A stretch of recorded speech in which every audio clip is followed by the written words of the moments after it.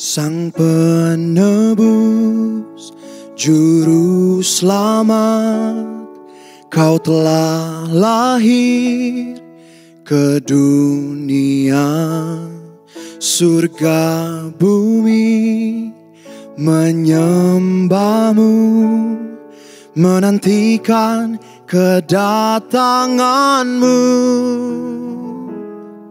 Kemuliaan Kristus Sang Raja, layakkan ku dan urapiku. Kaulah Mesias, Kaulah Mesias. Firman yang hidup telah jadi manusia. Kaulah Mesias, Kaulah Mesias. Bukti terbesar kasih-Mu bagi dunia.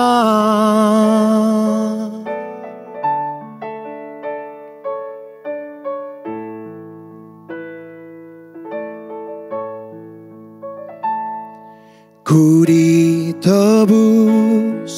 dan ku hidup, ku berjalan dengan kuasa-Mu. Kini aku kan nyatakan dan siapkan kedatangan-Mu. Kemuliaan Kristus Sang Raja, layakkan ku dan urapiku.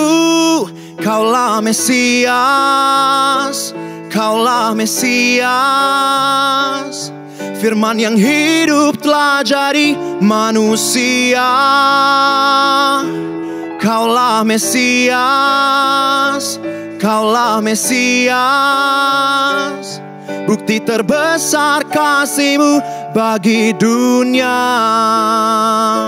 Hosana, Hosana. Blessed be the name of the Lord. Blessed be the name of the Lord in the highest place. Hosana, Hosana. Blessed be the name of the Lord. Blessed be the name of the Lord in the highest place. Kaulah Mesias, Kaulah Mesias. Firman yang hidup telah jadi manusia. Kaulah Mesias, Kaulah Mesias. Bukti terbesar kasih-Mu bagi dunia.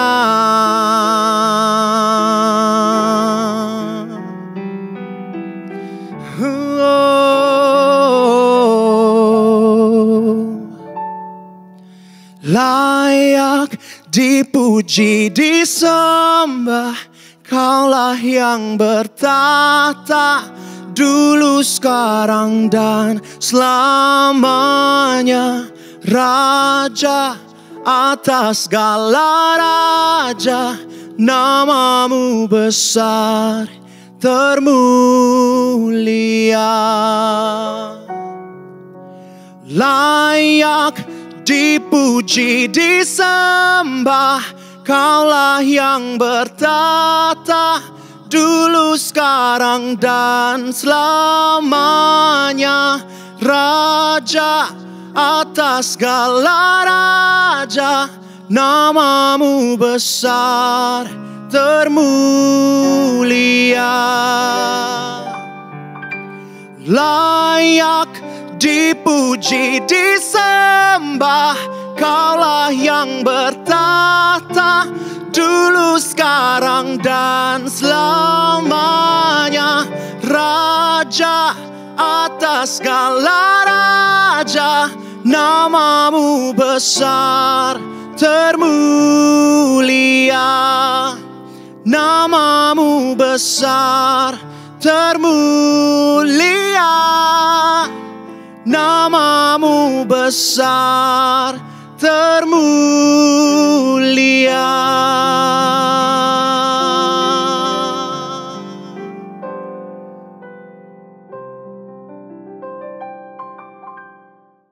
Shalom warga kerajaan Allah, senang sekali kita berjumpa kembali dalam program Voice of Victory, di mana tema bulan ini kita akan belajar bersama mengenai Leading as Influencer in My Community, di mana ayat terambil dalam Matius 20 ayat 28. Sama seperti anak manusia datang bukan untuk dilayani, melainkan untuk melayani. Dan untuk memberikan nyawanya bagi tebusan banyak orang.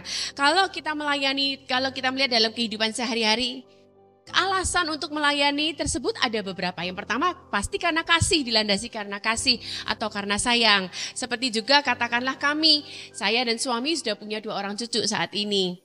Kita rela melakukan apapun juga, melayani seberat apapun untuk demi cucu-cucu kami. Suatu kali ketika kami berkunjung ke sana baru-baru ini, dia ngajak kami bermain. Dia bilang, opa, Zayun jadi dokter, opa jadi yang pasiennya.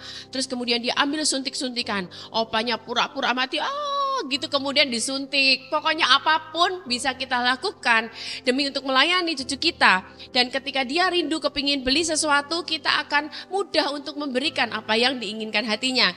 Itu alasan pertama kita melayani. Tapi kita juga melihat alasan selanjutnya adalah karena kasihan. Kasihan ini ya memang ada yang dilandasi karena kasih. Tapi juga ada yang orang asal kasihan doang. Kasihan ya lihat seseorang di tepi jalan. Kemudian kita terbeban untuk memberikan sesuatu. Dan alasan ketiga bisa juga karena berbagi hidup. Kalau kita melihat alasan ketiga berbagi hidup ini, bukan hanya orang Kristen, orang yang percaya Tuhan Yesus, tapi banyak orang di sana mereka juga berbagi hidup loh. Beberapa mendirikan rumah sakit, beberapa mendirikan sekolah, bahkan di Bilangan di Jakarta ini di kawasan Pantai Indah Kapuk ada suatu rumah sakit besar di mana BPJS bisa masuk ke sana, dan bukan karena gratisan kemudian memberikan alat yang minim, tidak, dia memberikan alat yang super canggih. Dia berbagi hidup, bahkan teman-teman yang lain mereka mendirikan sekolah, mereka memberikan zakat, mereka semua berbuat baik. Banyak orang berbuat baik. Dan selanjutnya ada juga orang yang melayani bukan karena kasih landasannya, tapi karena apa? Flexing, mau pamer. Hari gini banyak orang yang ketika berbagi langsung upload, baik di Instagram, baik di YouTube. Pada zaman dahulu, perjanjian baru, seharusnya kita melihat ada orang yang flexing juga dalam melayani, yaitu Ananias dan Safira. Tapi Tuhan sangat tidak berkenan dengan hal tersebut. Nah, ini yang perlu kita pelajarin semua pemirsa di rumah. Alasan apapun melayani, tapi yang kita perlu waspada di sini adalah iblis nggak takut ketika kita melayanin, karena orang lain pun juga melayanin. Tapi kalau saya pakai bahasa sehari-hari lebih enak ya, bahasa Jawa, yang diobok-obok iblis itu adalah apa? Kesatuannya. Nah, ini ayat dasarnya yang saya rindu bacakan dalam Kisah Para Rasul 2 ayat 44 dan 47 dikatakan, dan semua orang yang telah menjadi percaya tetap bersatu. Jadi, yang saya mau tekankan di sini adalah kesatuan dulu. Karena kesatuan itu menghasilkan apa di bawah ini? Dan segala kepunyaan mereka adalah kepunyaan bersama. Dan selalu ada dari mereka yang menjual harta miliknya, lalu membagi-bagikannya kepada semua orang sesuai dengan keperluan masing-masing. Nah, mereka melakukan kasih, mereka melayani, berbagi hidup. Karena apa? Dasarnya kasih. Karena apa? Mereka bersatu. Dan kemudian dikatakan, dan mereka disukai semua orang. Ini yang perlu saya tekankan. Kesatuan terlebih dahulu. Dalam kesatuan itu kasih yang mengikat di dalamnya. Baru bisa melayani, berbagi hidup. Baru disukai semua orang. Kita bisa aja berbuat baik di luar. Tapi kalau kita tidak didasarkan kasih dan kesatuan, itu yang diobok-obok oleh iblis. Di sini dikatakan mereka disukai semua orang. Nah, orang akan melihat, mereka berbuat baik, tapi aku tahu siapa dia sesungguhnya. Kemudian dikatakan, dan tiap-tiap hari Tuhan menambahkan jumlah mereka dengan orang-orang yang diselamatkan. Intinya kalau saya urutkan lagi sekali adalah kesatuan. Di dalamnya karena kasih, kemudian melayani, berbagi hidup, disukai semua orang dan menarik orang pada Kristus. Kalau kita melihat saat-saat terakhir sebelum Yesus mati disalibkan, firman Tuhan mengatakan khususnya dalam Injil Yohanes bahwa doa Yesus sebelum disalibkan adalah, Bapa, supaya mereka menjadi satu seperti engkau di dalam aku di dalam engkau, biarlah mereka juga bersatu. Itu doa Yesus sebelum mati. Jadi kalau kita lihat betapa kerinduan Tuhan untuk umat itu bersatu, baru ekspresi kasih melayani. Nah, ini yang perlu kita tekankan. Iblis nggak mau orang-orang percaya tersebut menjadi satu, sehingga dia membongkar bangkirkan kesatuan yang ada di dalam. Jangan gagal fokus. Sekali lagi, jangan gagal fokus. Iblis biarin aja loh kita melayani. Bahkan kita spend banyak uang untuk kita melayanin. Tapi sasaran utamanya adalah dia mau menyerang yang dari dalam. Yang pertama yang diserang adalah keutuhan keluarga. Kamu bisa berbagi, kamu bisa melakukan kegiatan sosial. Tapi siapa yang tahu bahwa keluargamu sedang diobok-obok, dibombardir oleh iblis. Nah, kita mau belajar, kita tekankan saat ini adalah salah paham itu wajar. Karena semua manusia beda karakter, beda latar belakang, beda pola asuh, beda culture. Semua orang berbeda, bisa aja salah paham. It's okay. Tapi yang menjadi salah adalah ketika kita mulai tersinggung, kita mulai sakit hati, kita mulai benci. Nah, masukkan dalam pola pikir kita. Seperti saya tertarik dengan bukunya John Bevere yang menyatakan bahwa ketika kita mulai tersinggung, kita tuh sedang mengambil umpannya iblis. Kalau kita lihat dalam bahasa Indonesianya, jarang tertulis kata tersinggung. Kebanyakan dituliskan kata kecewa. Tapi kalau kita pelajari dari King James Version-nya, mungkin kita bisa lihat dari Google, search aja Alkitab Sabda. Ternyata kata tersinggung itu tertulis 105 kali. Nah, begitu kita tersinggung, bayangkan kita sedang kena umpannya iblis. Kamu bisa melayani, tapi begitu kamu tersinggung, kamu sedang kena umpannya iblis. Nah, orang tersinggung, orang marah boleh nggak sih? Kalau kita lihat dalam Mazmur 4 ayat yang kelima dan di dalam Efesus 4, 26 dan 27, di situ dikatakan marah itu boleh, tapi jangan berbuat dosa. Sekarang penekanan kita adalah bagaimana sih marah tidak berbuat dosa? Ini dia, kita perlu baca bersama-sama Mazmur 4 ayat yang kelima. Biarlah kamu marah. Jadi it's okay, karena kita perlu garis bawahin yang menciptakan perasaan kita itu adalah Tuhan. Kita bisa marah, kita bisa takut. Tuhan Yesus pun sendiri takut waktu dia sebelum ditangkap di Bukit Golgota. Kita bisa katakanlah khawatir, kadang-kadang kita bisa kecewa, tapi sekarang yang menjadi pelajaran kita adalah bagaimana kita berdamai dengan perasaan-perasaan tersebut. Nah, di sini dikatakan biarlah kamu marah tapi jangan berbuat dosa.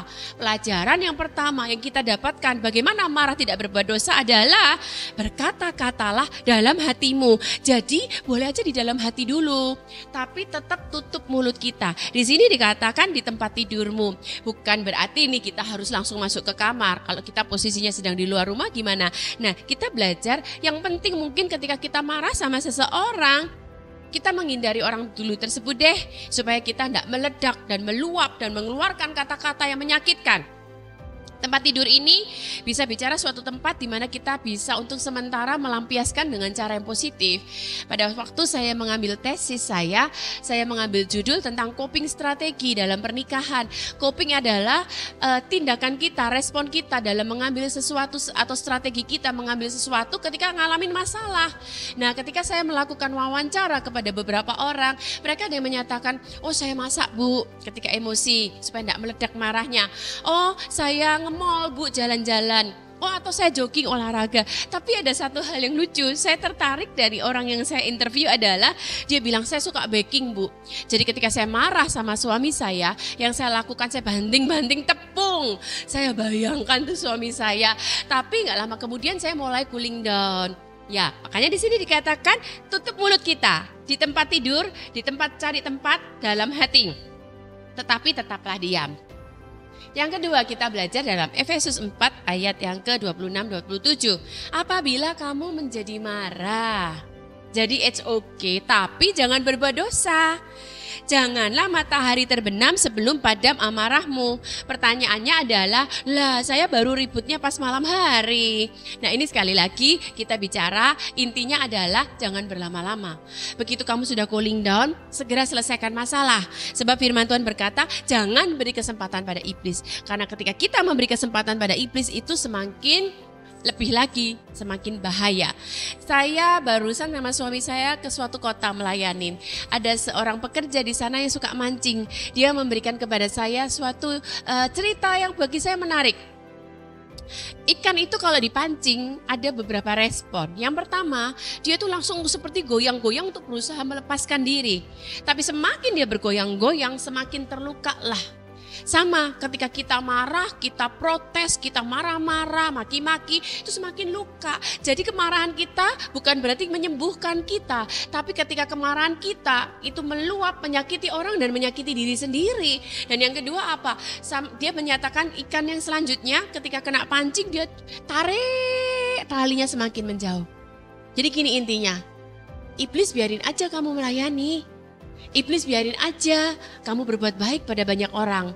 Tapi selama ketersinggunganmu, selama sakit hatimu tidak disembuhkan, sama seperti ikan yang kena pancing, dia tarik melayani dengan hebat. Bahkan dia upload di Instagram ataupun di YouTube manapun juga. Tapi hatinya sedang terluka. Dan iblis tetap bermain di sana, di dalam keterlukaan kita. Makanya firman Tuhan berkata di dalam Matius 5 ayat 23-24. Sebab itu, jika engkau mempersembahkan persembahanmu di atas mezbah dan engkau teringat akan sesuatu yang ada di dalam hati saudaramu terhadap engkau, tinggalkanlah persembahanmu di depan mezbah itu dan pergilah berdamai dahulu dengan saudaramu itu, lalu baru kembali untuk mempersembahkan persembahanmu. Jadi intinya di sini kita belajar, semua pelayanan kita harus didasari dengan kasih. Bagaimana dengan kasih? Selesaikan dulu, berdamai dulu, bersatu dulu. Sehingga ketika kita melayani dalam kesatuan, dalam kasih, kita disukai banyak orang. Dan itu akan menarik banyak orang kepada Kristus. Nah, sekarang kita belajar apa sih yang sering kali menjadi tembok yang paling tinggi untuk menghalangi kita berdamai dengan orang yang ketika kita sedang ngalamin konflik adalah gengsi. Semakin tinggi kita gengsi, semakin tinggi, bayangkan aja kita sedang mengulum kail itu di mulut kita. Dan kita bisa aja pergi melayani, tapi selama kita masih pegang gengsi itu, kita tetap terluka dan akan semakin terluka. Siapa yang akan bisa menjatuhkan, melepaskan kail itu dari kita? Yaitu kita sendiri. Lepaskan kail itu, hancurkan segala gengsi. Datang orang tersebut, bereskan. Seperti firman Tuhan berkata, taruh dulu persembahanmu di mezbah. Kembali dulu berdamai. Katakan, maaf ya, selama ini aku menyimpan sesuatu. Dan ketika kita sudah melakukan rekonsiliasi, perdamaian, maka pelayanan kita menjadi dupa yang harum di mata Tuhan. Dan selanjutnya kita akan belajar halangan yang kedua ketika kita melayani. Yang pertama, kesatuan yang diopo-opo iblis. Yang kedua adalah apa? Kekudusan. Iblis berpikir, silakan aja kamu melayani. Tapi siapa yang tahu kamu masih menyimpan dosa di rumah. Ada pornografi, ada kompromi, ada kata-kata dusta, ada kebohongan, ada apapun juga yang jauh di dalam lubuk hati kita masih simpan. Kamu bisa aja melayanin, tapi kamu menyimpan kebusukan itu semua. Kalau kita lihat di dalam 1 Samuel 1, kita belajar di sana yang menjadi imam Tuhan ialah kedua anak Eli, yaitu Hofni dan Pinehas. Jadi imam loh. Tapi kenyataannya di situ firman Tuhan dikatakan, adapun anak-anak lelaki Eli adalah orang-orang yang dursila. Dan saya tutup terakhir dengan ayat dalam Matius 7 ayat 21-23. Di mana kita tahu semua ayat yang ini ya. Bukan setiap orang yang berseru kepadaku Tuhan, Tuhan akan masuk ke dalam kerajaan surga. Melainkan dia yang melakukan kehendak Bapakku yang di sorga. Melakukan kehendak Bapa di sorga. Garis bawah ini, kita harus tetap jaga dalam kebenaran, kekudusan. Pada hari terakhir banyak orang akan berseru kepadaku, Tuhan, Tuhan, bukankah kami bernubuat? Bahkan nubuatnya bisa dikatakan pas banget. Terus kemudian mengusir setan demi namamu dan mengadakan banyak mujizat, bukan 1-2, tapi banyak mujizat demi namamu. Tapi pada waktu itulah aku akan berterus terang kepada mereka dan berkata, aku tidak pernah mengenal kamu. Enyahlah kamu daripadaku, kamu sekalian pembuat kejahatan. Kita bisa melayanin, kita bisa heboh, kita bisa terkenal. Tapi selama masih ada ganjalan kepada sesama kita dan selama masih kita menyimpan dosa dalam kita, itu area yang sedang dimainkan oleh iblis. Jadi mari sekarang landasi pelayanan kita dengan kekudusan, dengan kesatuan, dengan kasih. Tuhan Yesus memberkati, mari kita berdoa. Kami bersyukur Tuhan untuk kesempatan melayani yang masih Kau berikan buat kami sampai saat ini. Itu adalah anugerah terbesar, kami menghargainya Tuhan. Tapi kami mau Tuhan, siang ini mengevaluasi hati kami. Kalau kami masih ada kebencian atau kami masih ada tersinggung kepada salah seorang saudara kami ataupun orang lain, kami mau taruh itu Tuhan di mezbah dan kami mau taat kepada firman-Mu untuk berdamai. Dan yang kedua, kami mau hidup dalam kekudusan. Kami mau tinggalkan segala manusia daging kami, pikiran daging kami. Sebaliknya kami mau hidup dalam roh, kami hidup dalam kekudusan. Sehingga pada akhirnya ketika kami kembali kepada Engkau akan menyatakan, marilah kepadaku. Engkau akan menyatakan bahwa apa yang kami lakukan di muka bumi ini berkenan dan menyenangkan hati-Mu. Kami bersyukur dalam nama Yesus. Amin. Tuhan Yesus memberkati. Selamat melayani dan jadilah berkat.